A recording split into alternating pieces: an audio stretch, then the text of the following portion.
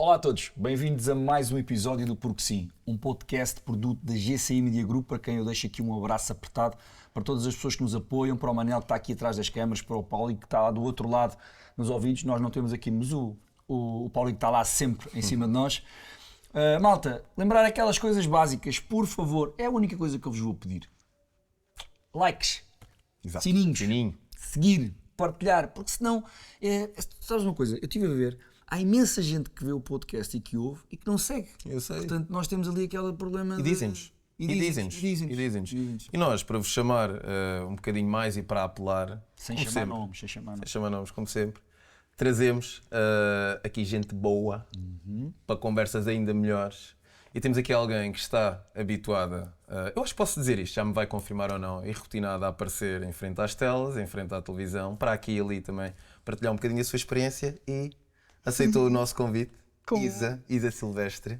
Obrigado. Obrigada por estares eu. aqui. Não estava a dizer asneira nenhuma, Isa, porque eu já te vi em alguns formatos televisivos. Sim, é uma das coisas, eu adoro ser psicóloga, é uma paixão que tenho e adoro comunicar, levar a literacia, levar a psicologia a todos. Sair do consultório e comunicar. Eu começo o meu projeto profissional muito ligado também a crianças e jovens, aliás. Primeiro comecei no Hospital da Marinha e depois com crianças e jovens na área muito social de Casal Ventoso e comecei nessa linha a coordenar também, depois no Ministério da Educação, parto daí para coordenar serviços de psicologia. E vou para um agrupamento de escolas em que não havia serviço de psicologia, portanto estamos a falar de 1000 e tal alunos e lembro-me das coisas mais gratificantes que guardo foi, não sei se têm noção, mas a contratação de psicólogos ainda hoje, e felizmente a Ordem tem trabalhado muito neste sentido, é muito precária, é anual. Nunca sabemos, chega a agosto e nunca sabemos o que é, se vamos ou não continuar. E estive lá muitos anos, desde 2019, e no primeiro ano senti que o serviço de psicologia que eu queria montar, que trabalhei com uma equipa fantástica, tinha que ser algo aberto, disponível para qualquer criança, jovem, professores, pais, pudessem aceder àquele gabinete, bater, perguntar, olha, quando é que falar abertamente. Também ir às turmas, falarmos das emoções, da gestão de conflitos e quando está a terminar o fim esse ano letivo, portanto o ano letivo para as crianças termina para os jovens, para os alunos, termina mais ou menos em junho. Terminava em junho, o que é que acontece? Eles fazem, que eu achei lindíssimo, que ainda hoje guardo com muito carinho, um baixo-assinado para eu ficar e entregar na direção. E achei maravilhoso. nice. Não é? Isso é Achei maravilhoso. E achei que... Estás lá desde 2019. Estou lá desde... Não, comecei em 2009. 2009. 2009, sim. Mas, entretanto, como a vida, e até estávamos aqui a partilhar um bocadinho os três, como a vida me trouxe depois abracei outros projetos, como psicóloga, novos projetos, que também estou integrada em equipas multidisciplinares, esta ideia de ir à comunicação social, que é muito interessante e que me permite comunicar de forma leve, de forma simples, sobre a importância de cuidarmos de nós, da saúde mental, partilhar alertas do que é que devemos estar atentos. Isto é muito importante e é uma coisa que eu me identifico imenso. Mas claro que também trouxe algum cansaço, dificuldades em gerir o tempo e depois, em 2019, mas antes, em 2016, também lanço um livro, Gerir um Ano de Stress, que também foi algo, e posso partilhar aqui a minha experiência, muito enriquecedor. Foi a convite da editora Saída de Emergência e foi algo muito enriquecedor. E que eu tive ali uma forma de também comunicar e de dar uma ferramenta com a qual eu me identifico para todas as pessoas. O que é que surge depois? Surge também planear eventos da vida, a vida a acontecer, os avós a envelhecer. Eu sou filha única e neta única e, portanto, sinto esta sobrecarga de ter que ir cuidando também da família, que até vivo no Algarve, mas priorizar esta Isa pessoal, ser mãe pela primeira vez em 2019 e estar grávida em 2019 nasce a Maria, depois de estar grávida da Matilde em 2023, então em 2022, com muitos projetos, muitas ideias, decidi despedir-me do Ministério da Educação. Decidi, ok, Ainda salto de fé. vou fazer aqui isso mesmo, Fábio. Foi mesmo isso. Foi essa a expressão que eu usei. Vou dar um salto de fé. Vou confiar, não é?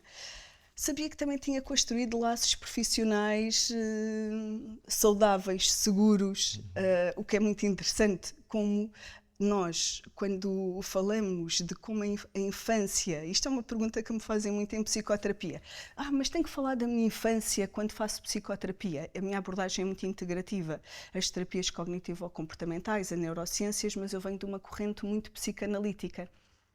E claro que falar da infância vai nos trazer um maior autoconhecimento, e aqui estou a fazer aqui a ponto como as relações de vinculação da infância seguras, saudáveis, de afeto, depois trazem-nos confiança. E esse salto de fé, eu sinto que tive a oportunidade de agradecer a muitas pessoas que me acompanham de forma agora indireta, mas que na altura me acompanhavam diretamente profissionalmente. Também elas me deram essa confiança para dar este salto de fé, não é? Com a valorização, com o apoio de, olha, vamos ver como é que vai correr. Mas, acima de tudo, eu sabia que tinha que priorizar o meu tempo, o meu corpo que estava cansado, mas tinha que dar mais disponibilidade mental, mais consciência, viver mais no momento presente, que isto é algo que parece fácil, mas nós rapidamente não estamos no presentismo, ou seja, estamos em presentismo que é... O físico está lá, mas isso mesmo, Fábio, a mente não está. E então foi pelas minhas filhas, pela minha relação conjugal, por ser também psicóloga, que adoro de paixão a minha profissão, mas por ser mãe, e as minhas filhas não nasceram, não foram elas que escolheram nascer, fui eu e o meu marido, por ser esposa, por ser filha, por ser amiga, e então decidi que tinha que ter outra disponibilidade emocional. Muitas vezes nem é tempo, parece que andamos sempre à procura do tempo, mas muitas vezes não é o tempo, é a disponibilidade emocional. Brutal. Pegando aí nessas personagens todas que tu disseste, não é? A Isa psicóloga, a Isa mãe, a Isa esposa, a Isa filha, a Isa neta, não nos podemos descolar que tu és psicóloga, ou seja, sem dúvida, e que adoro. Tu analisas comportamento, tu vês como é que é ser essas personagens todas. Porque no fundo as pessoas que estão ao pé de ti, de certeza que já ouviste, está bem, mas não estamos em psicóloga para mim, estamos a falar só os dois. Exato. A mim acontece-me quando eu começo a falar de saúde. Está bem, esquece lá essa coisa da saúde, fala comigo de uma forma normal. Fala no sentido de lida comigo como se não percebesse nada disto. Não é fácil, pois não. Fingir que não percebemos nada disso quando estamos a ver as coisas a acontecer. Sabes que isso é uma questão muito interessante e muitas vezes também ouvia esta ideia, ou algumas pessoas até têm esta ideia de ok, agora que a mãe compreende melhor o que os pacientes, que são pais, mães, estão a passar. A questão é ser mãe tem um impacto no meu desenvolvimento pessoal, não é? Mais na minha estrutura como pessoa, e claro que a Isa é uma pessoa, mas também é a profissão, é todas estas dimensões. O que é muito importante? Na relação de psicólogo com o paciente ou com o cliente, é muito importante nós termos noção que isto tem uma base científica, ou seja, eu não estou a falar da minha experiência, das minhas vivências, nem dos meus julgamentos pessoais, nem daquilo que eu acho que é melhor para a pessoa. Logo, eu já soube, reparem, eu começo a trabalhar em 2008 e nessa altura sempre fiz psicoterapia, sempre investi nisso, não era mãe, não é necessariamente por ter que passar, ou seja, a empatia clínica, o que é importante que percebermos é que esta empatia clínica com a pessoa que se senta à minha frente, eu tenho que estar despida das minhas vivências, das minhas preocupações. E isto é essencial, ou seja, e há uma base, e para isso é que nós, psicólogos, temos que ter a base teórica, a investigação, uma formação constante, fazer supervisão, desenvolvimento pessoal, fazer também psicoterapia. Claro. Para quê? Para não projetarmos e para não levarmos para os outros. Não é? Sim. Ou, no caso de haver, julgar melhor. Ou, acima de tudo, julgamento não pode existir mesmo. Porquê? Porque não estou a ser... Mas não fazemos, desculpa de interromper, Isa, mas não o fazemos quer queiramos, quer não. Nós estamos constantemente a julgar automaticamente. Eu, Isa, faço. em consultório, essa projeção, isso são movimentos de projeção. Vou Ok. projetar no outro e eu tenho que ter. Por isso é que a supervisão e o trabalho de autoconhecimento é muito importante. Porque repara, Fábio, eu posso estar a sentir que já vou partilhar aqui algumas situações que aconteceu e que temos que lidar, e que isto é falado em psicoterapia. Eu acompanhava uma senhora, acompanho ainda, uma senhora que estava num processo de gravidez, queria muito engravidar. Quando ela me procura, ela tinha passado por um aborto, ok? E eu, naquele momento, quando ela me procura, tinha passado por um aborto e eu já estava num processo em querer engravidar da minha segunda filha. Portanto, já estava a planear isso. E engravido durante o processo de psicoterapia com esta pessoa. O que é que acontece? Ela, passado algum tempo, eu comunico-lhe isto, tivemos que trabalhar isso, não é? É natural haver esta sensação de para ela foi tão fácil, para mim está a ser tão difícil. E depois era a preocupação desta mulher era, nós já tínhamos criado aqui uma relação Sim, terapêutica. vai embora, não é? Primeiro, o que é que sente? Tem medo de perder, não é? Tem este medo de também ter um aborto, não é? Tinha medo que eu sentisse o medo dela, Tenta não é? perguntar-lhe. Ela preocupada comigo, isto tem que ser trabalhado claramente, e também, lá está, a Isa vai embora por um tempo, não é? Este desfecho foi interessante porque quase na altura em que eu estou a ir de licença a parar, porque felizmente que era a gravidez da Maria e da Matilde, eu trabalhei até praticamente ao último dia, correram bem em termos de saúde física, ela consegue engravidar. E, portanto, foi aqui um momento muito mágico para as duas. Com isto, o que é que eu estou a querer dizer? Esta relação terapêutica tem muito isto. A projeção e a contratransferência, que é aquilo que nós podemos transferir do paciente para o paciente para o psicólogo e a transferência do psicólogo para o paciente. É muito importante. Temos consciência disto e, portanto, tem que haver muita supervisão. No entanto, voltando aqui à questão do Pedro, claro que muitas vezes, quando me procuram opiniões sobre, e é esta a linha que eu também, Isa, gosto de trabalhar, que é quando estamos, de ser como pessoa, aliás, quando estamos em contextos sociais, olha, preciso da tua ajuda para me orientares nisto do meu filho ou esta situação comigo próprio, claro que sim, aqui oriento no sentido de, se for uma amiga ou alguém próximo, oriento. Qual é a minha visão? Mas muitas vezes, por questões éticas e deontológicas, eu não me posso envolver diretamente, não posso ser a psicóloga daquela pessoa. Por isso, eu sinto que não é difícil separar isto, não é difícil. Porquê? Primeiro porque é esta a ideia, reformulando aqui a minha ideia, que se as pessoas quiserem pedir ajuda, pedem, não é? Se houverem casos graves, situações alarmantes, se eu estou a assistir a uma situação de negligência, alguma coisa, isso todos nós devemos agir, independentemente de eu ser psicóloga. Mas, por norma, procuro sempre, e como gosto imenso de comunicar sobre saúde mental, claro que sim, oriento sempre. Sim. Mas não me sinto sobrecarregada, não sinto isso. Isa, tu há bocado disseste uma coisa que nós comentamos muito em off e falamos muito sobre a importância e tentamos perceber porque é que ainda não acontece, que é, estava a falar do teu percurso e que também existe aqui uma pegada na parte pedagógica, nas escolas. Porquê é que não há uma disciplina ou ainda não existe a noção de que ensinar sobre emoções, sobre psicologia, desde uma tenra idade, obviamente adaptando, é bom para a sociedade no geral? Porquê é que isso ainda não acontece? Sabes, Fábio, há vários projetos a decorrer, projetos muito interessantes, a decorrer que as escolas podem abraçar. Hoje em dia as escolas são autónomas para fazer isso.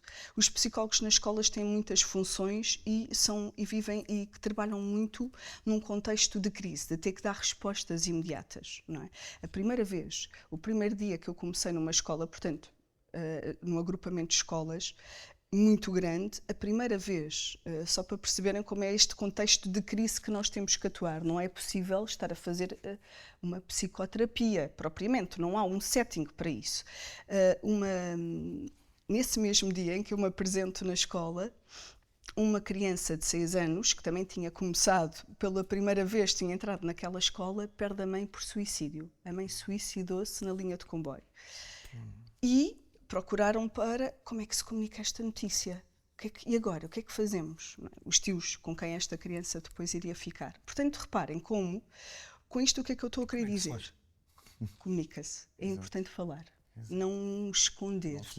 Não florear. As estratégias que eu sugiro sempre nesta comunicação do luto, o dizer, olha, foi embora, isto é péssimo para uma criança, não é? Porque a criança é abandono, vai sentir, e nesta fase do desenvolvimento a criança sente que tudo gira à volta dela, não é? Depois é possível, tem que se comunicar. Se, olha, a mãe atirou-se para a linha do comboio, neste caso específico, pode não ser a informação mais benéfica para uma criança de 6 anos, não é? Não naquele momento, mas olha, a mãe morreu, e trabalharmos esta ideia de que quem confia na parte da espiritualidade ou que vai ser uma estrelinha, dar aqui uma ferramenta, uma orientação. Isso é bom? Mesmo que é muito bom. É uma sim. boa linha à parte espiritual? É, se a de família a defender, claro que sim, não é? E há que, claro que o comunicar e o envolvimento... sobre isso. Tens. Engraçada. Sim, continuo, mas já mas esta relação entre como é que nós trabalhamos o luto com crianças ou como é que damos notícias difíceis, tem que se falar de acordo, não se pode esconder ou florear, não é? Porque senão florear no sentido de estarmos a mentir, não é? Por exemplo, uma doença grave em que às vezes um pai ou uma mãe ou um familiar tem que ficar internado.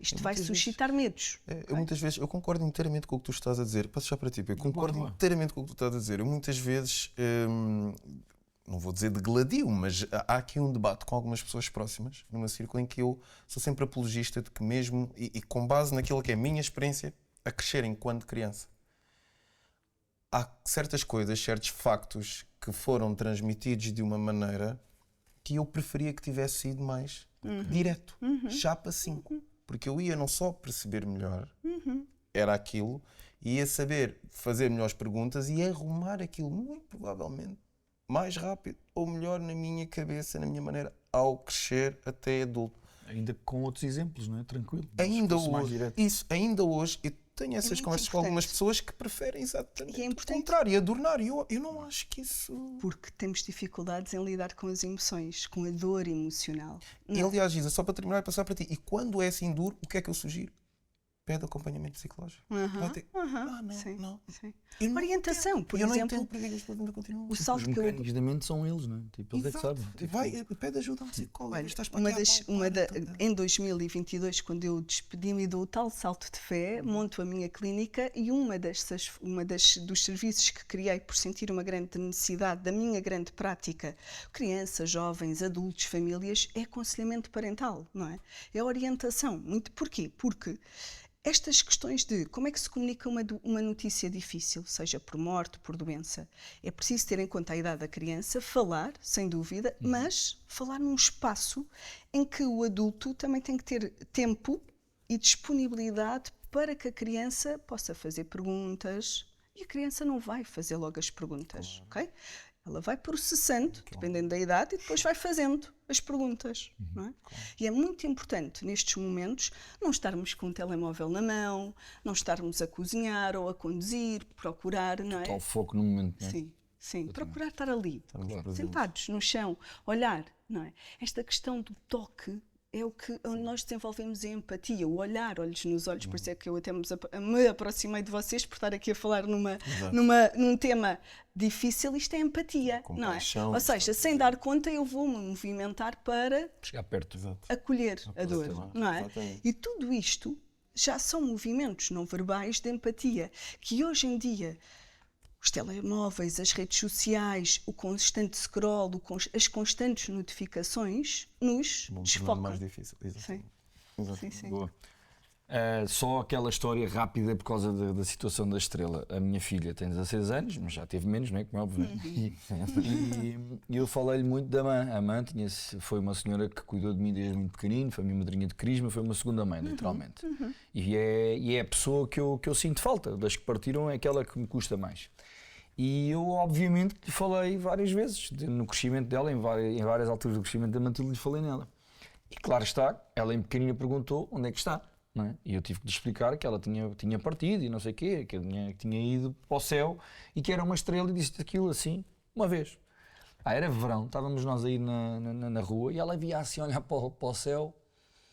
Eu, pronto, ia com ela pela mão. Ele assim, pai, ela para mim, pai, aquela estrela ali deve ser a mãe. E eu olhei para cima, mas porquê, filha? Tu disseste que ela era uma estrela. E tu gostas tanto dela que aquela é a estrela que está a brilhar mais, só pode ser ela. Pá, é assim, A associação. não há forma melhor dela compreender isto. Sem Óbvio que hoje dúvida. com 16 anos ela percebe o que é morrer, mas na altura era o necessário para ela compreender isso. Olha, também tenho uma história muito interessante. Aliás, até é muito parecido com a explicação do Mufasa, quando ele morre no Rei Leão. Sim, As estrelas. É parecidíssimo. Exatamente. Eu sempre tive a felicidade de ter os meus 4 avós, até durante um percurso grande da minha vida, até eu terminar a faculdade. E claro que sentia, e sempre com uma relação muito próxima, eles sempre muito envolvidos na minha dinâmica de crescimento, e sentia que um dia iria ser, não é? Tipo, perder um outro. Claro que isso foi acontecendo, e há um momento, e as minhas filhas também sempre tiveram uma boa relação, uma relação próxima com eles, de fazermos férias juntos, de estarmos, e há numas férias de verão, a Maria ainda não existia a Matilde, porque a Maria tinha 3 anos, e a minha avó materna faleceu em agosto, um dia depois de nós termos lá chegado. Fomos nos despedir dela e ela faleceu. Ela estava em casa, em cuidados paliativos, e faleceu. E, pronto, fomos lidando, fomos falando, expliquei-lhe pela a relação com a fé, que há uma estrelinha no céu, e passado, em setembro, quando regressámos para a escola, ela queria um balão, na altura gostava imenso da porquinha Peppa, aqueles balões gigantes de encher. E nós saímos da escola e fomos comprar esse balão. Resultado, o balão, ela ia com o balão aqui, voou. Uma criança de 3 anos, pensei, e agora? Eu disse, olha, querida... Onde é que foi a Peppa? Então, olha, agora não vale a pena, não existe outro, até porque ela tinha tido muita dificuldade em escolher, não existe outro. Olha, depois no outro dia compramos outro, e ela disse, mãe, não te preocupes, assim a Peppa vai fazer companhia à Birene. So nice. Está feito. Isto é bonito, não é? Eu acho que é super bonito. E é isto que muitas vezes nós adultos, que é a história que o Pedro também está a contar, complicamos. Não vai conseguir lidar, portanto vamos escondendo. E reparem bem, as crianças são muito sensitivas, ok? Têm muitas sensações, percebem muito bem os nossos comportamentos não verbais, a nossa expressão não verbal. A minha filha muitas vezes diz-me, se eu estiver preocupada com alguma coisa, está-me a contar e eu devo-lhe responder. Pois, qualquer coisa do género, é o tom de voz. E ela diz, mãe, já estás com essa voz, tu não me estás a ouvir. Isto é muito interessante, ok?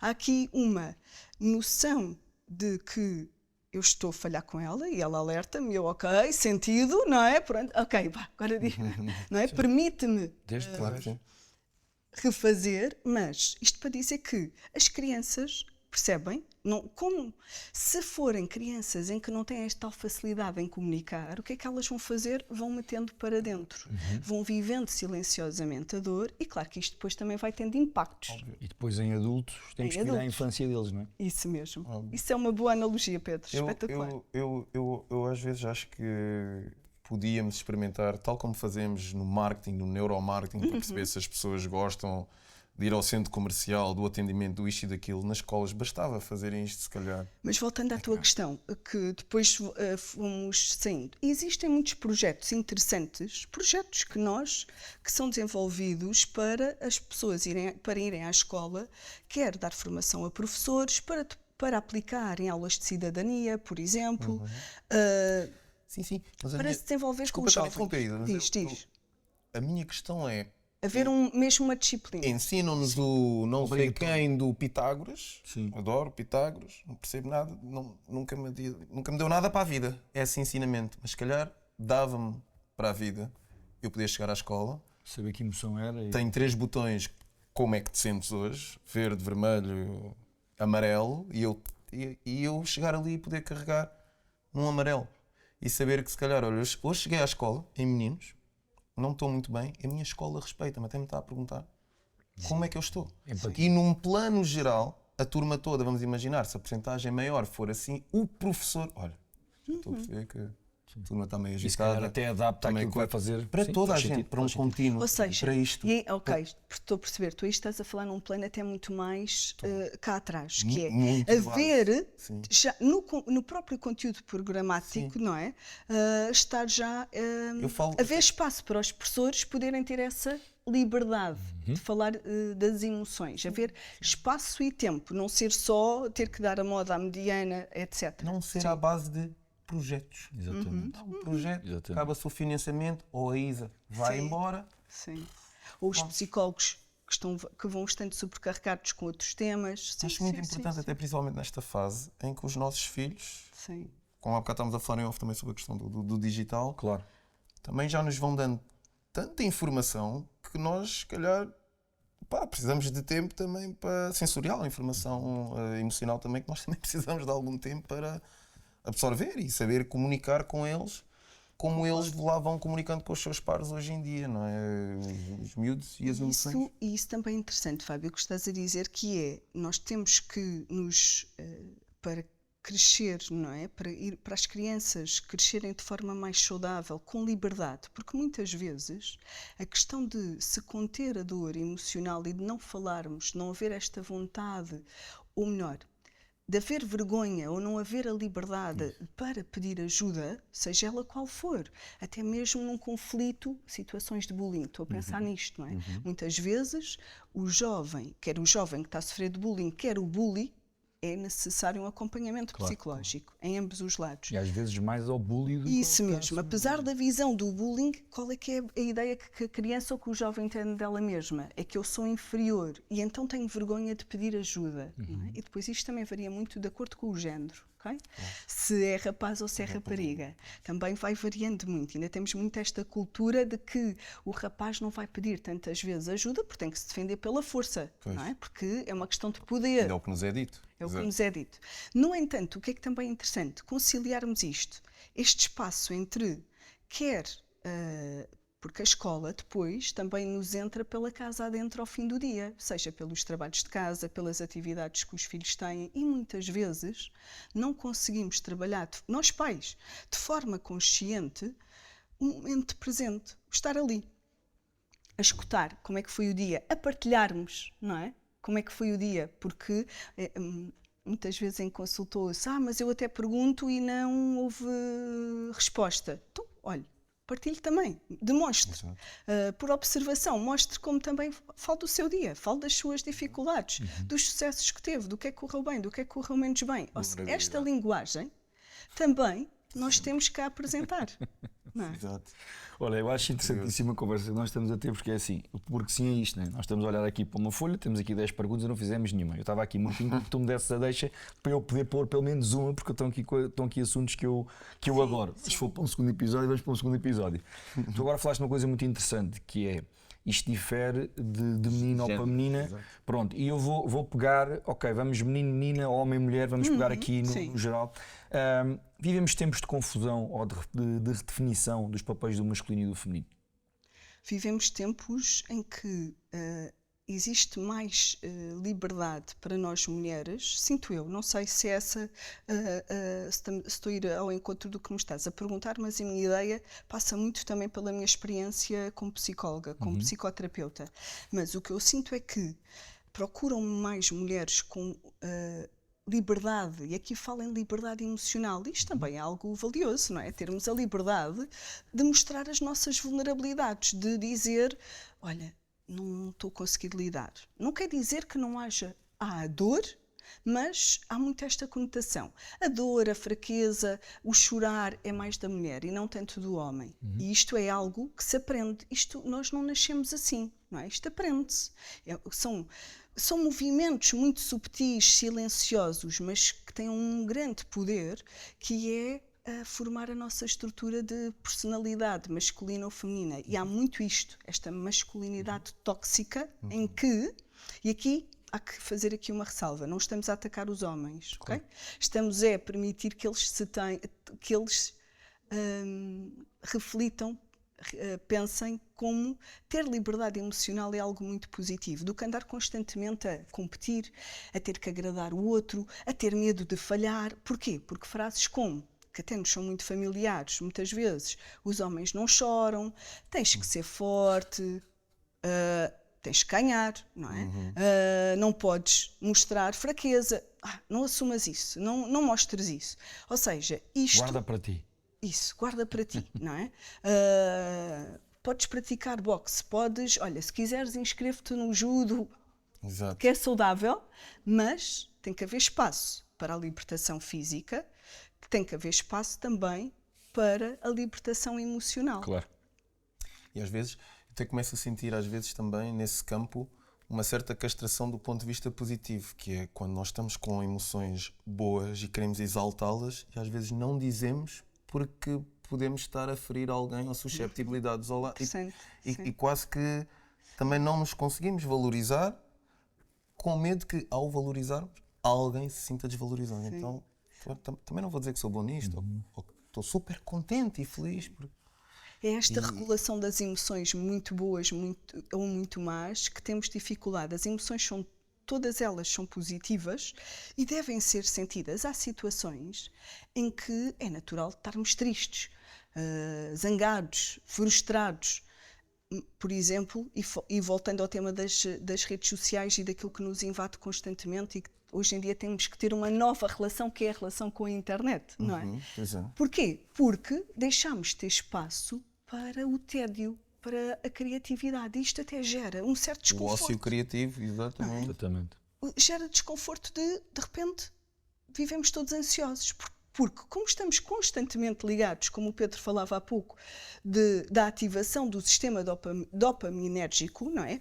Que vai nos dar a motivação e que nos vai dar a sensação de prazer, este scroll infinito, os likes, as notificações, porque é muito comum, qual de nós três, qual é que nunca fez publicou algo e depois vai lá, passado um tempo, ver quantos likes tem. Constantemente. Isso mesmo. E então, isto o que é que faz?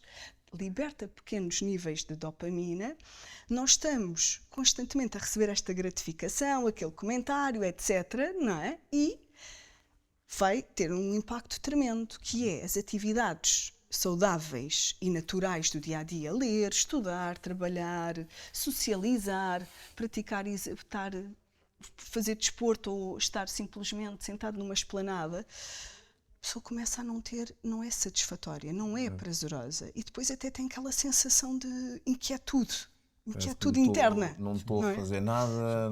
Parece que não tem propósito, às vezes, não é? Eu li que esses mesmos sininhos que são acionados quando se faz esse scroll e essa dopamina e não sei o quê, são os mesmos de uma adição, por exemplo, a uma cocaína. E podemos ir muito por aí, quando entramos no uso dos videojogos. Ou seja, os videojogos, seja por crianças, jovens e adultos, que também muitos adultos, é um tema que existe e é uma forma de podemos desenvolver comportamentos patológicos aditivos, que são vícios, tal e qual como estavas a falar, e muito bem, o alcoolismo, substâncias tóxicas, a ludopatia, que é o vício do jogo. Portanto, o que é que temos? O que é que isso provoca? Provoca também esta desconexão com a realidade. Porquê? Porque perante situações complexas em que temos que resolver problemas, em que temos que enfrentar a relação com o outro, evitamos estas emoções e a relação com o outro, escondemos. Vamos para a fuga, para o videojogo. E também, claramente, depois dependendo do tipo de videojogos, temos muitas situações do aumento da impulsividade.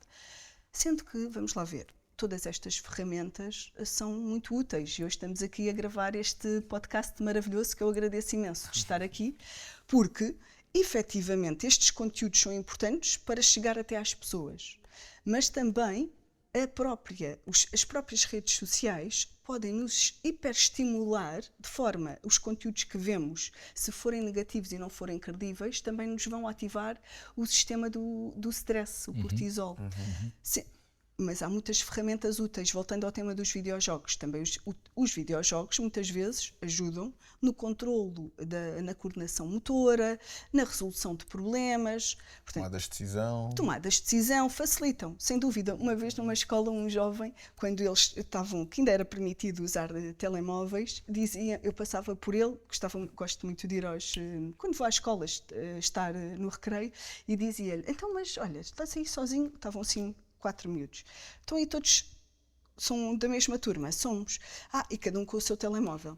Então e o que é que estão a jogar? Estou aqui na... E um diz-me, mas olha, foi assim que eu aprendi inglês.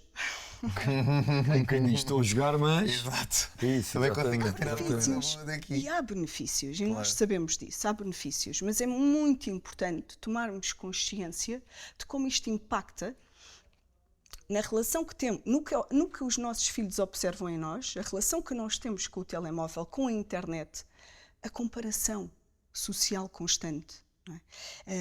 Que nos traz muita insegurança e até baixa autoestima, que nos vai trazer este consumo excessivo de conteúdos negativos e muitas vezes a desinformação faz-nos estar hipervigilantes. Sentimos constantemente medo do futuro. A amígdala não descansa, não é? Isso mesmo, está sempre em fuga, está sempre em hiperestímulo. E, acima de tudo, o que é que depois acontece? Aumento da ansiedade generalizada, sintomas depressivos, porque a falta de... Quando nós temos estes pequenos estímulos em média, nós estamos a mudar a nossa atenção e a concentração quando estamos a fazer um scroll infinito ou ver redes sociais, ou TikTok, ou Instagram, ou a responder a mensagens no WhatsApp. O que é que temos? A nossa atenção também fica prejudicada porque estamos a mudá-la entre 30 a 40 segundos. Isto vai ter impacto também na irritabilidade, Óbvio. na memória de trabalho, que é aquela que utilizamos para raciocínios mais complexos, para a fadiga mental, porque, consequentemente, esta luz azul que vem dos ecrãs também vai diminuir, especialmente à noite, vai diminuir a produção da melatonina, que é a hormona que regula o sono. Logo temos o quê? Distúrbios de sono, aumento de situações de ansiedade, sintomas depressivos. Porque o sono não interessa só dormirmos 7, 8 horas, interessa ter qualidade de sono. Exatamente. Aliás, isto que eu tenho aqui mede exatamente isso, que é mede-me a UP, e não passando a publicidade sem fazer publicidade, mas a UP mede-me a quantidade de horas que eu estou na cama, mas não é isso que ela quer saber. Ela quer saber qual é a qualidade do meu sono, e abre-me outra métrica, que é a recuperação, que é eu posso ter estado 9 horas na cama, mas se o nível de stress enquanto estive a dormir for altíssimo, dá-me uma recuperação que pode ser amarela ou vermelha, consoante as tais cores que estavas a falar. Então eu acabo e é engraçado, este jogo é engraçado. Gosto disto porque isto não me distrai, ou seja, não tem qualquer tipo de informação visual.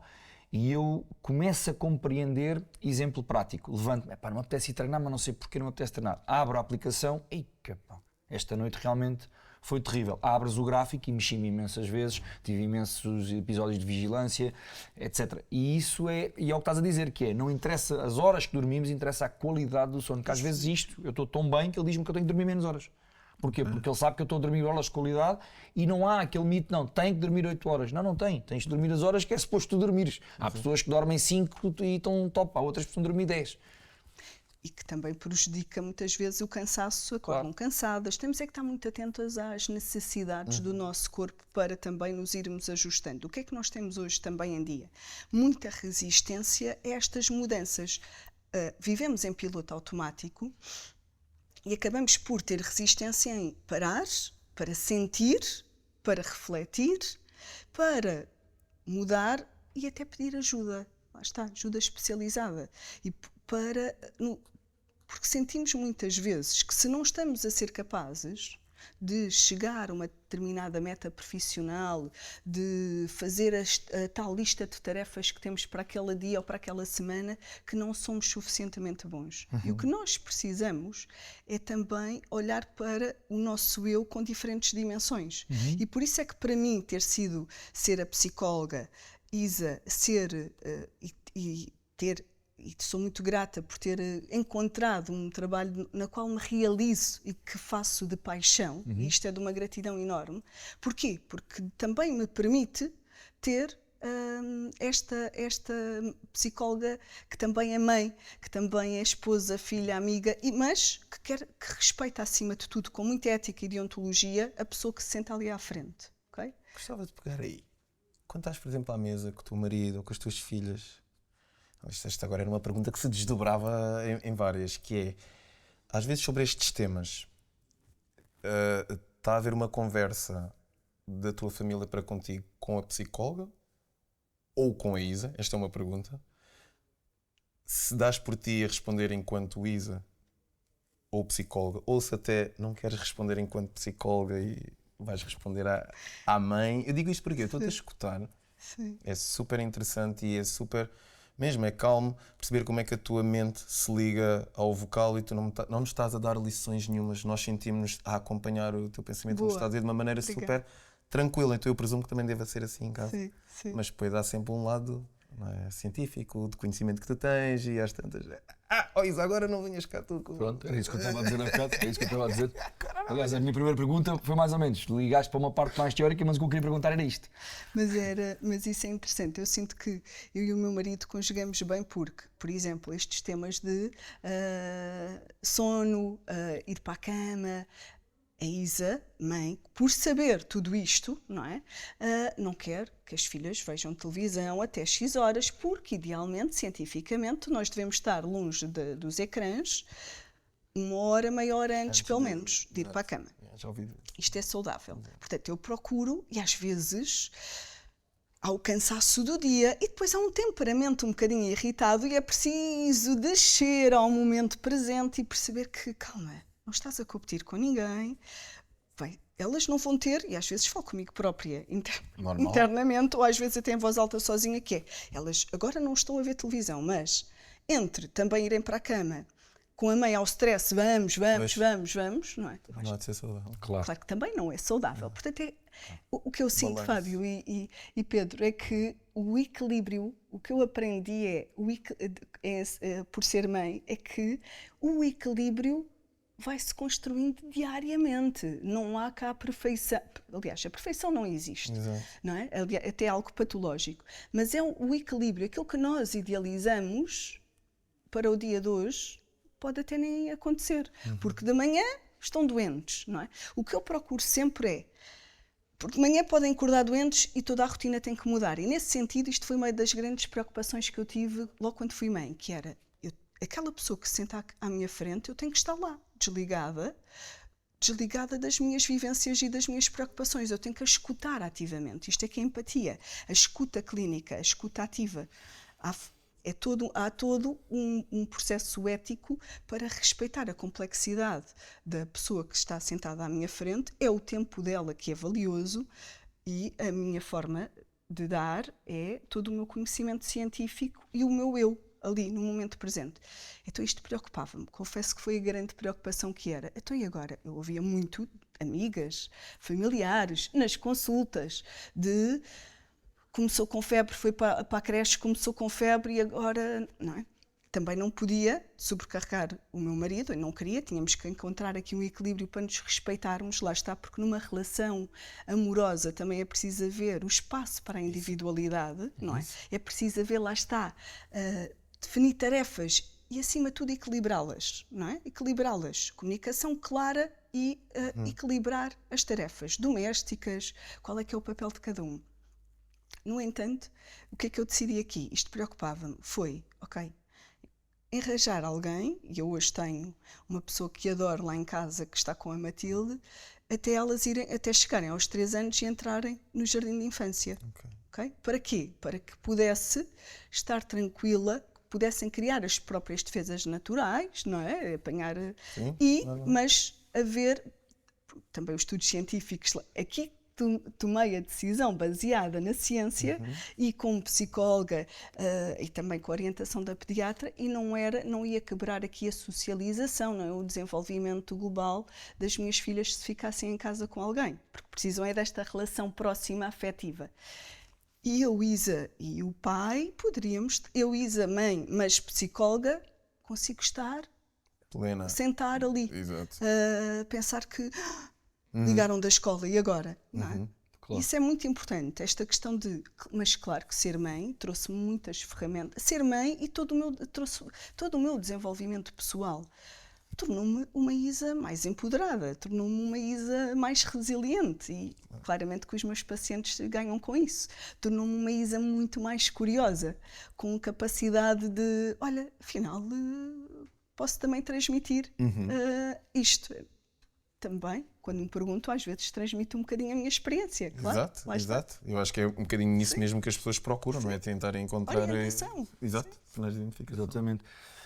Tu falaste de uma coisa muito interessante, que é a relação amorosa que existe entre homem e mulher, entre, no fundo, a Isa, que também é psicóloga.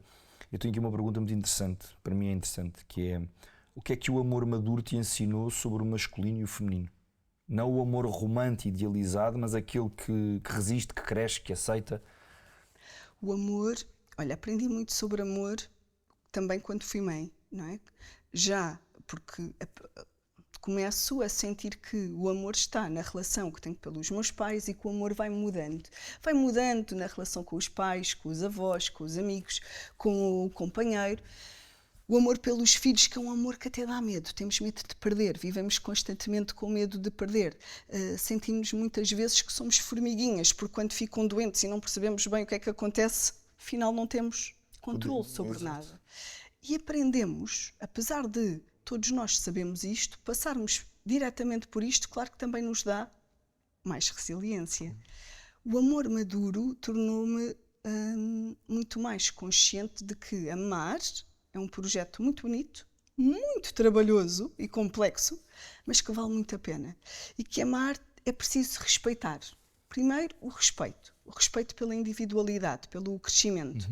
É muito comum, e eu agora também sinto isto, seja cada pessoa, na relação primeiro de casal, cada pessoa poder ser quem ela é, não é? Com as suas características individuais, também com os seus objetivos, mas também é importante que o casal tenha objetivos comuns, que tenha a mesma orientação, que caminhe, que lute pelos ideais. Sonhar acordado. Portanto, o respeito, a comunicação. Outra questão que também sinto muito em terapia de casal, quando faço terapia de casal, com os casais que se sentam muitas vezes à minha frente, não estão numa fase de ruptura, e isto é bom também ter esta noção, estão numa fase de querer aperfeiçoar a relação, porque há uma desconexão emocional, deixou de haver, e quais é que são os alertas? Os silêncios demasiado prolongados, até às vezes há uma certa zanga e ressentimento em relação a uma pessoa, ao companheiro ou à companheira, para além da falta de intimidade física e emocional e a falta de comunicação clara. Não é? E o que é a comunicação clara? E muitas vezes nós, sinto até mesmo em psicoterapia individual com adultos, quando falo tem que comunicar assertivamente, tem que falar das suas necessidades e assim está a comunicar os seus limites. E ainda hoje há muita tendência para as pessoas sentirem que mas eu não consigo dizer que não. Mas não tem que começar a dizer que não. Aliás, começar uma frase pelo não até nem é nada positivo. Deve sim sempre começar por ou falar do que sente, olha, eu preciso de ti, portanto, que tu me escutes, do que tu nunca me estás a ouvir. Isso. Não é? Ou eu gosto muito de ti, mas aquilo que fizeste não foi agradável. Não é? Ou elogiar o outro e depois dizer a nossa necessidade ou o nosso limite. Feedback sanduíche. Ou então comunicar primeiro o que é que eu estou a sentir e depois pedir ao outro do que é que precisa. Okay? Inclusive até usar mesmo a própria empatia como ferramenta e do género, olha, sim, isso mesmo. vou-te explicar o que eu estou a sentir, diz-me o que é que entendes disto. Sim. Isto também pode ajudar e muito. Tenho aqui uma questão, baseada ainda nisso, direto ou indiretamente, que é uma pergunta direta para ti, Isa, tu, enquanto mulher, enquanto prática clínica, que é: como é que os homens pedem ajuda? Interessante. Os homens procuram ajuda. Há aqui duas formas que são muito interessantes, já me aconteceu. a marcação da primeira sessão ter sido a mulher ou a namorada a fazer, eles próprios marcarem, mas não partilharem com ninguém que estão a ir à psicoterapia, até depois, isso depois até é um tema em psicoterapia para ser trabalhado, mas há muito esta questão. E não há o clássico do eu sabia mais do que a psicóloga. Isso é o meu pai, não é? Oh, isso é o teu pai, é o meu, é toda a gente. Como uma pessoa ouve isto, a gente é. Ei, que desperdício de tempo, Quando ouço isso, de o meu pai- dinheiro. o meu pai- eu sempre ouvi o meu pai dizer isso. Não disse nada de novo. Isso. Ou seja, esse tipo de homens ou de pessoas, e não vamos. Porque Mas também, eu aqui. Não é a Isa que está particularizada. Somos Sou nós, eu. somos nós. somos Nós estamos a tentar ir à masculinidade e à Queremos- feminilidade. Ela é que está a fugir das perguntas. Nós queremos. Estas 10 perguntas eram sobre masculino e sobre feminino, mas eu já fiz 3 e ela E está dá um a fugir das espetáculo. perguntas. Não, mas nós. Sério? Estou a brincar. Não, nós. Não, estou a tentar brincar, mas para nós é um importante tema crítico compreender. para nós. Exato, nós gostamos, então. Mas eu acho que é. E não te querendo interromper, deixa-me fluir. Mas diz, Fábio. Porque eu acho que ainda há mais um outro fenómeno que é, para além desses dois que tu disseste, que é o homem, muitas vezes, eu acho, estou a falar do meu ponto, nós estamos a pedir ajuda sem saber exatamente fazê-lo, mas estamos a fazê-lo já há muito tempo. Da mesma maneira como a quando de um divórcio, provavelmente a mulher já se divorciou na cabeça 7 ou 8 meses antes de dizer basta, e nós homens não percebemos. Também o homem está há 7 ou 8 meses a dizer da sua maneira que precisa de ajuda e ninguém o entende. E depois, de repente, pronto, quando dão por nós, já nós estamos a ter comportamentos que não a lembrar ninguém.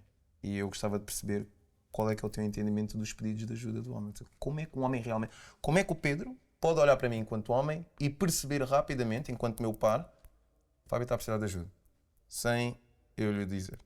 Olha, essa questão é mesmo muito interessante e muito importante, porque a prevenção e a literacia em saúde é que nos vai ajudar a ter mais saúde mental e mais liberdade emocional. E esta é a grande questão para os homens. Ou seja, o que é que tem que começar a haver? Nas conversas entre amigos, também a comunicação emocional, a vulnerabilidade emocional. Okay? Isto é importantíssimo. Até mesmo na educação de crianças rapazes, comunicarmos desta forma, porque isto vai trabalhar a empatia e o respeito pelo outro, não é? Seja de que a força, não é? Que nem tudo tem que ser resolvido pela força, pela agressão física, porque ainda há muito esta tendência. São rapazes na escola, há uma discussão. É normal andarem à pera. É normal, sim, normalizamos às vezes isto. As raparigas não, são mais subtis, mais rebuscadas. Ok, isto não pode ser normalizado, pode ser potenciado, e daí eu concordar muito com a tua ideia de, na escola, haver espaço e tempo para se falar das emoções. O que é que o João sente, o que é que a Filipa sente. Houve depois do intervalo, até pode ser de manhã à segunda-feira, ou todos os dias, ou até mesmo depois dos intervalos, onde há muitos desacatos, haver um tempo para falar disto. Em que esse tempo tem que estar nas tais metas curriculares, porque para o português, para o estudo do meio, aqui estou a falar no primeiro ciclo, e deve começar no primeiro ciclo. E porquê? Porque nós, hoje em dia, ainda temos muita violência no namoro em jovens adolescentes. Okay? É importante isto. Portanto, estamos a falar de jovens adolescentes, e é uma coisa que é essencial, Fábio, que é, como há pouco eu dizia, a masculinidade não é uma coisa que é inata, que eu nasço. Não é? Há vários tipos de homens. E é algo que vai sendo aprendido de forma educacional, social e cultural, através das tais frases que nós sabemos que são muito ditas. E, portanto, é muito importante em adultos, os amigos, os homens, também cultivarem este discurso mais de vulnerabilidade, e a vulnerabilidade tem a ver em falarmos do nosso eu, não é? Para não sentindo vergonha do que é que estamos a expor. Sim. Porque claramente que tu, Pedro, falam de temas diferentes com amigos diferentes, não é? O pedir ajuda, quando é que aqui é necessário pedir ajuda? Um dos sintomas muito existentes que são alerta de que aquele homem foi crescendo com a ideia de que tem que conter emoções, não pode estar para fora, é alguém que está sempre bem, procura estar sempre, que aparenta estar sempre bem. Então como é que estás? Tudo bem, não é? Tem sempre um sorriso, uma palmadinha nas costas. Alguém que está sempre bem, alguém mas que tem períodos, mas muitas vezes isto pode não ser visível no contexto social, mas até pode haver, que é o quê? Que é aquilo a que nós falamos em depressão mascarada. Como há uma grande contenção de emoções, as emoções depois saem de forma muito despropositada. Ou em raiva, por norma em tom de raiva, imaginando que estão a conviver, não é? Estou aqui a falar diretamente à tua pergunta. Como é que eu posso ajudar um amigo? Estão a conviver e há uma situação com um empregado de mesa, sei lá, estão num jantar. E aquilo gera uma resposta em que é feito algo que não correu bem, mas a pessoa da realidade. vai reagir com raiva, intensamente. Aquilo é despropositado, aquela reação negativa é despropositada à situação. Isto é um alerta, ok? Porquê? Porque é sinal que tem contido. Descompensação. Isso mesmo, não consegue autorregular-se. Okay? Não há autorregulação. Portanto, ou depois, outras situações em que percebes que esse amigo ligas e aí no fim de semana seguinte ou durante a semana não tem nada para fazer, ninguém o desafiou para nada, fica em casa, apático, ok? Estes opostos, raiva, apatia, não é? O estar sempre tudo bem, o sentir que tem medo de falhar e é muito competitivo em termos profissionais e até mesmo na relação com os amigos, aquela pessoa que gosta de dizer sempre é muito rígido nas ideias, nos ideais, nos valores, que por norma também pode causar tensão nas relações de amizade. E o que é que também existe? Dificuldade em ter relações amorosas de intimidade saudáveis. Okay? Há um círculo vicioso, é quase, às vezes, as pessoas dizem-me em psicoterapia, parece que tem um dedo que adivinha, e não temos um dedo que adivinha, não é? Em escolher as pessoas, temos que fazer esta reflexão. Diferentes pessoas e aquela pessoa é a mesma, mas o padrão exterior é o mesmo. Não é? Quando o padrão, e é isto que a psicoterapia faz, identifica estes padrões, todos nós temos padrões que não são saudáveis para a nossa forma de estar connosco e com os outros. E é muito importante tomarmos consciência, e é isto que a psicoterapia faz, e por isso é que nem sempre é um processo difícil, nós confrontarmos com os nossos fantasmas e medos e percebermos, afinal é isto que eu tenho que mudar. E mudar hábitos nós sabemos que é algo profundo, não é? Vem cá dentro. Exatamente. Ou seja, esta reprodução de relações que não são saudáveis, relações em que não há intimidade, ou também o oposto, relações muito dependentes, em que o homem sente que, como tem medo do abandono, da rejeição, como também tem necessidade de ser agradado, de agradar o outro, para se sentir valorizado, o que é que faz? Acha que a relação só é boa se ele controlar ou se ele tiver poder sobre a outra pessoa, ok? E então é nesta dinâmica em que temos ou pessoa, repara, estamos sempre a falar de opostos, não é? Ou uma apatia, ou uma raiva intensa, despropositada, a falta de autocuidado com ele próprio, porque nos períodos de lazer, como aos fins de semana, não se automotiva para fazer atividades agradáveis, para socializar. Pode haver uma maior tendência, lá está, para o consumo de videojogos, de redes sociais, para o isolamento, para a fuga da relação, para a desconexão com a realidade. Pode haver a tal relação, as tais relações de intimidade, ou são muito dependentes, mas na base do controle e do poder sobre a outra pessoa, seja companheiro ou companheira, ou então há a fuga da intimidade. Não existe o manter a relação. Não existem relações. Eu ouvi um professor a falar de um estudo e falámos dele aqui, e vai de encontro a isto, e eu até te queria dar este insight, porque de certeza que terás algo a dizer sobre isto, que é, dizia que um rapaz, ou melhor, como é que era dito? Que a probabilidade de um rapaz se tornar homem e ter esse tipo de relações tóxicas é maior quando na infância não teve um bom exemplo de masculinidade e de energia masculina. Ou a ausência total, ou um mau exemplo dessa presença de masculinidade. Sim, isso é real. Isso vem da teoria da vinculação, não é? Esta relação... Posso só pedir um bocadinho de água, porque como sabem estou com a garganta muito seca e eu acho que já... Claro que sim. porque todos estes temas estão ligados à parte do desenvolvimento da criança, que se torna jovem, que se torna homem, e é importante, tanto no masculino como no feminino, tanto os femininos terem uma presença de um feminino saudável, como o masculino ter a presença de um masculino saudável, porque no fundo, nós quando crescemos, estamos a fazer um coping daquilo que estamos a ver. Depois poderemos escolher, já falámos disso aqui também, olha, eu vi isto e não gostei, Exato. e sou capaz de fazer diferente. Isso na vida adulta. Exatamente. Sim. E pondo aqui já outra questão, porque Mas isso temos que ir a essa, que essa é muito interessante, Pedro. aquela história que nós já ouvimos que é, coitadinho, ele também não pode fazer diferente porque só viu, porque foi sempre assim que viu. Boa. Isto não faz sentido nenhum, para mim não me faz sentido, porque senão nós éramos exemplo de duas pessoas que teríamos que fazer as coisas todas mal, porque o exemplo que tivemos não estava correto. E eu gostava de perceber, isto é até lá para casa, quando é que nós começamos a ganhar vergonha na cara para perceber que nós temos os estímulos, os bons e os maus, mas nós temos também poder de escolha, que é Temos ferramentas hoje em dia. escolho isto ou escolho isto.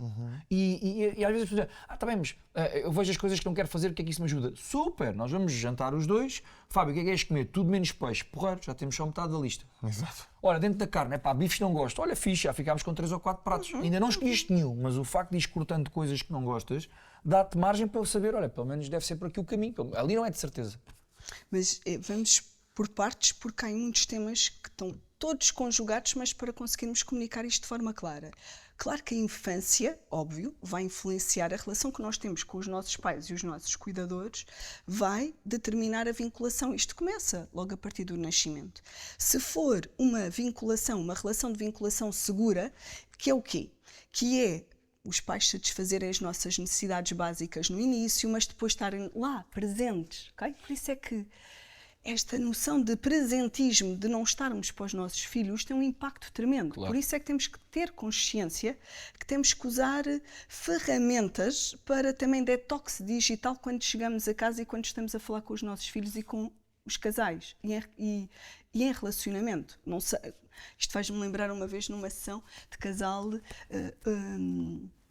O senhor dizia, se eu me perder depois voltamos lá. O senhor dizia-me assim, pois escolhemos uma série. A série não era do agrado dela. Sentou-se ao meu lado e pegou no telemóvel, não é? Ou estarmos com o telemóvel. Meshing. Chama-se meshing esse fenómeno de estarmos a ver. Ou estarmos com o telemóvel à mesa. Podemos fazer este detox digital, porque eu sinto que isto é mesmo muito importante passarmos para quem nos ouve. Termos esta reflexão, porque também ficamos muito cansados. A questão é, o processo é gradual, mas vamos sentir mais espaço para a criatividade, vamos sentir menos a agitação interna, menos ansiedade, é a ansiedade de agitação, de inquietude. É até mais uma inquietude do que propriamente a ansiedade. Exato. Mas voltando a este tema de esta questão da a relação que o homem tem com o parceiro ou com a parceira, tem muita influência daquilo que observou da relação entre os pais e de como também foi amado. O não haver a ausência total de afeto, os pais emocionalmente ausentes, que foram negligentes também, que não satisfizeram as necessidades básicas, que até muitas vezes pode nem haver agressão física, até porque nós temos esta tendência para... Isto vai constituir traumas. E temos a tendência para achar que os traumas são situações que nós experienciamos, exteriores a nós, como sendo algo que foi um acidente grave, um abuso, guerras. Mas os traumas são movimentos internos, é o que acontece dentro de nós. Okay? É aquilo que pode acontecer numa relação, eu sentir que esta relação foi traumática para mim, a forma como eu a vivi internamente, como eu a percepcionei. Não é o trauma, mas é o que nós fazemos da experiência que poderá dar o trauma. A percepção e os sentimentos, Pedro. É mais a percepção e os sentimentos. Ou seja, porque repara, em criança, o trauma pode vir daqui, porque a criança não tem ferramentas, é aquilo que ela conhece, ela não se vai proteger. Por exemplo, na vida adulta, estou numa relação tóxica, em que a pessoa com quem eu estou comenta, olha isso, não deves vestir. Olha, mas a que horas é que chegas a casa? Então, mas não respondeste à mensagem. Eu vi que estavas online. Okay? Não deves publicar essa fotografia. Exato. Okay? Isto são nós, aqui enquanto adultos, e como estávamos a falar muito bem, temos que nos autovalorizar, temos que promover o nosso autoconhecimento para perceber, mas espera, Que tipo de relação é que eu quero? Seja de intimidade, seja com amigos e familiares e profissionais. Ok? Isto faz-se num processo de psicoterapia. Mas se um homem tiver relações de vinculação inseguras, que foram hostis, que foram ausentes, que foram imprevisíveis, nunca sabia se podia contar ou não, em que foi instruído a não partilhar, a não falar, a calar-se, não é? Chegava e um amigo bateu, cala-te, não fales disso, não é? Era lidado com agressividade, tens é que te defender. Masculinidade tóxica, portanto. Isto vai marcar, pode constituir um trauma na vida da pessoa e vai ter o quê? Os tais pais que também são muito ausentes e que não ausentes mesmo até fisicamente e na expressão do afeto, o que é que isto pode, ou pais que não expressaram o afeto adequadamente, é muito importante dizermos isto, parece, mas sabe, mas diga, temos que verbalizar, seja aos nossos companheiros, seja aos nossos filhos. Essa frase irrita-me muito. Eu não digo, mas ele ou ela sabe. Mas temos que verbalizar. Quantas vezes é que nós somos amigos? Quantas vezes é que nós dizemos um ao outro que gostamos um do outro? Variedíssimas vezes. Sim, é muito Variedíssimas importante. vezes. Muito importante. É verdade. Para podermos, de alguma forma, sempre florescer aquilo que é o nosso campo seguro de podermos partilhar e conversar Sim. tudo. Enquanto mais numa relação. Claro. Principalmente numa passagem então de pai para filho ou de mãe para filho. Então. É essencial, sem Palavras, dúvida. acho que há palavras que as pessoas têm medo. Vou-te fazer uma última pergunta minha para o Fábio depois fechar. Eu deixo aqui já em aberto, eu acho que isto devia ter um segundo episódio. Não, isso é Acho incrível. que mesmo dentro desta Porque ainda temporada, eu acho há que aí devia, temas que ainda temos eu acho que que ir. havia um Porque, segundo episódio. Pedro, deixa-me só dizer uma coisa só para clarificar melhor isto. A questão de o tipo de relação que nós depois temos desde a infância, o que é que vai acontecer? Se tivermos pais que não estão lá, que nos abandonam emocionalmente ou até fisicamente, nós, com medo de sermos abandonados, vamos ter, lá está, este tipo de relações, estes extremos, que não são nada saudáveis. Claro. Ou dependentes, ou de fuga, de evitamento. Ok? E acabamos por magoar os outros. Verdade. Ok? Por exemplo, isto é um Ele exemplo. pode originar aquela síndrome de depressão por abandono. Que é uma das mais comuns Claro. que a maior parte das pessoas passa. E que fugimos Síndrome constantemente. do abandono, não é? Síndrome do abandono. O síndrome do abandono e não ter consciência dessa fragilidade. Exatamente. Ok? Achar que Eu tive uma situação dessas. Teve que ser um. Eu não tive a plena noção do que é que estava a passar.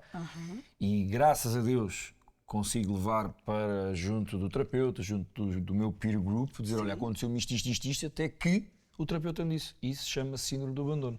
Porque pam, e descreveu-me ali coisas, porque sabe da minha história toda, e depois conseguimos moldar e eu disse: Isso. E tu podes usar isso, e aqui há um tema interessante que o Fábio que estavam a falar, que é, ok, a partir do momento que nós conhecemos estes fantasmas internos em nós, estes que são traumas, o que é que acontece? Esta vinculação pouco segura, imprevisível e hostil, também nos vai trazer o medo de falhar. Então nós vamos nos autossabotar. Exatamente. Perdemos oportunidades pessoais, profissionais. síndrome do impostor, não é? Deixamos de viver. Sim. Aliás, deixamos de viver e sobrevivemos sempre na luta, na história da competição, minha vida. no poder. Então temos tanto medo de falhar que não vamos, ok? E aqui não estamos a viver, ok? Portanto, isto tem impactos tremendos e nós podemos recontar, aperfeiçoar a nossa história. Exatamente. Okay? Ela não é apagá-la, não é esquecê-la, mas é reconstruí-la, usar estas fragilidades para potencialidades. Eu costumo dizer que a psicoterapia não é só para trabalhar problemas ou perturbações, também, mas também é para aperfeiçoar qualidades. Claro que sim. Sem dúvida alguma. E antes de terminarmos, passamos para a pergunta da praxe. Gostava, para mim, Sim. e para quem nos está a ver e a escutar, havendo diferença, explicar o que é ir a uma psicóloga ou um psicólogo, o que é ir a um psicoterapeuta ou uma psicoterapeuta. O psicólogo tirou o curso e fez o mestrado e entrou na ordem dos psicólogos, ok? Teve que seguir um percurso académico. O acompanhamento psicológico é um apoio, digamos que é um apoio para lidar com situações. Uma situação até pode vir a ser uma situação de luto, pode vir a ser uma situação de uma fobia. Há um acompanhamento, há um apoio para a pessoa lidar com alguma dificuldade. O que é que a psicoterapia faz? A psicoterapia procura promover este autoconhecimento, fazendo esta viagem entre o passado, o presente e o futuro. É assim que eu costumo explicar, ok? Para sermos psicoterapeutas, o psicólogo tem que fazer também o seu desenvolvimento pessoal, ok?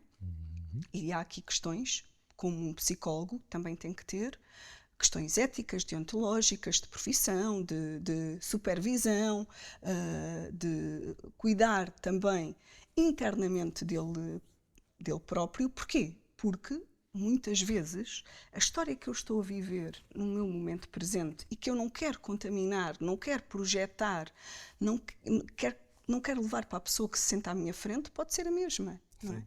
E eu tenho que estar livre de julgamentos, tenho que estar livre de, se calhar esta pessoa até está a sentir isto, não é? Um processo de luto, por exemplo, uma gravidez, a relação com pais e filhos. Isto é o dia a dia a acontecer, não é? Exatamente. Eu vou-te só, antes de fecharmos, vou-te só partilhar contigo uma ferramenta que eu utilizava e sempre que estou a trabalhar com alguma empresa ou sempre que estou a fazer assim, algum acompanhamento a empresas, gosto sempre de implementar esta ferramenta que se chama Gabinete de Escuta Ativa. E na altura diziam-me, tu pareces um psicólogo, parece isto e aquilo. Não parece nada. Eu sou só uma pessoa que gosto de escutar. Sim. E acredito eu, sei arrumar e sei compartimentalizar bem as coisas para depois então distribuir para quem de direito, porque eu não trabalho com achismos, eu não sou nenhum alquimista, inventor de nada. Aliás, eu sou alguém que frequenta muito gabinetes de psicólogos e de psicoterapeutas, em que eu utilizava estas técnicas que nós vamos falando, desde a base até ao topo, que era um sistema de cores. Portanto, se eu estou a escutar, eu não tenho sequer nenhum bloco, nem uma caneta ali. Eu recebia as pessoas, era sempre às quartas-feiras, 45 minutos por semana, e as pessoas vinham ter comigo. Havia quem falasse, havia quem não falasse nada, havia quem falasse tudo. Então, para eu fazer o desmame daquilo que ouvia, então era um problema. E depois eu classificava aquilo por verde, amarelo ou vermelho. E ia depois fazer correlações com produtividade, absentismo, faltas de comportamento ou não cívicas no local de trabalho, tudo mais, para depois nós percebermos então como é que esta pessoa estava emocional e mentalmente no local onde passa a maior parte do tempo, onde vai influenciar e onde é alvo de influências, e então depois nós discorríamos, olha, se calhar esta era a primeira fase, depois era a segunda, se calhar devia ir falar com um psicólogo ou uma psicóloga. E depois, como nós sabíamos que as pessoas não iam por uma série de coisas que estamos aqui a falar, seja o estigma, seja isto ou aquilo. A vergonha, que é o medo de pedir ajuda, ou achar que é sinal de fraqueza e não é. Exato. Então o que é que nós fazíamos, ou o que é que eu começava por fazer sempre partir de mim na altura, e depois as empresas absorviam aquilo, começámos a meter psicólogo dentro da empresa. E começámos a ir, então, estas pessoas que tinham assim uma projeção maior, que as pessoas seguiam, ou é o Fábio, ou é outra pessoa mais carismática, ou é o CEO, ou é este. Vamos, que é para as pessoas verem que é normal e que não há absolutamente nenhuma informação a sair dali. É importante haver esta questão da confidencialidade, mas que depois, a partir do momento em que nós temos estas ferramentas, quer dizer que nós temos que resolver alguma coisa, não é só ter aqui, ir lá, esvaziar e repetir o processo todo, porque depois há toda uma influência. Gostava de partilhar isto contigo, porque eu acho que é importante. Sim. Eu estava-te a escutar. Muitas das coisas que nós escutamos e vamos buscar aos nossos psicólogos, aos psicoterapeutas, nós sabemos adequar e passar com uma boa mensagem para aqueles que são os nossos pares e as pessoas que estão ao nosso lado, mas que falar cada vez mais destes temas e de uma forma aberta, como tu estavas a falar, é importantíssimo. E é super gratificante, porque permite-nos conhecer tão bem internamente os nossos gatilhos sem pensar que somos de mais ou que somos de menos. E que é o que eu acho que a maior parte das pessoas aqui que está nesta terra, neste momento, está a passar. Sim. Então gostava de dar esta nota e dizendo que estava a fazer esta partilha contigo e dizendo também que adorei, acho que sim, acho que tens que cá voltar, porque há muitos temas aqui e nós não fizemos metade das perguntas, mas também é sempre assim. É porque sim. É sempre assim. Mas gostávamos muito e que é super fácil de seguir a tua. Obrigada, Fábio e Pedro. A tua linha de pensamento é brutal. Gostei muito. E gostávamos de saber também o que é que para ti é só porque não. Só porque não? Ui, essa pergunta... É a pergunta. Porque não? Olha, não gosto de pessoas logo de manhã pouco simpáticas. que tem uma cara sisuda. Não gosto de ver pessoas a ir com o telemóvel na mão, a caminhar, e quase que nós temos que nos desviar, porque isto, lá está. Sou uma pessoa da relação com pessoas, do olhar, de perceber, a comunicação não verbal, de estar. Exatamente. Então, por que não pessoas alienadas, digamos assim? Sim, pessoas desconectadas. Conectadas. Não é? Sim. É isso mesmo. É o porquê não da Isa, pessoas desconectadas. É um porquê não que eu também partilho. Também não gosto cá de pessoas desconectadas. Aliás, eu acho que estamos todos ligados de alguma maneira, e é uma forma de ouro de fecharmos este episódio que vamos ter que repetir de alguma maneira. E já sabem, para mais conteúdo deste tipo, para mais conteúdo bom sobre psicoterapia, sobre psicologia, sobre emoções, sobre saber estar, saber ser, Isa Silvestre, o Pedro, o Fábio, há vários conteúdos por aí, portanto sigam-nos, acompanhem-nos e continuem a dar esta força ao Porque Sim, porque eu acho que nós merecemos. É isso mesmo, malta. Porque não mais empatia, porque não mais escuta ativa, porque não mais relação olho no olho, e porque não também vocês seguirem, porem lá o certinho lá no sininho, partilharem, e estes episódios fazem sentido se forem feitos para vocês. Portanto, partilhem os vossos insights do que aprenderam daqui hoje, e garantidamente que se foi tão fixe para vocês como foi para nós estar aqui com a Isa, garanto-vos que o segundo episódio vai ser muito melhor ainda, está bem? Malta, até já, mais um episódio Porque Sim. Fiquem bem. Hasta!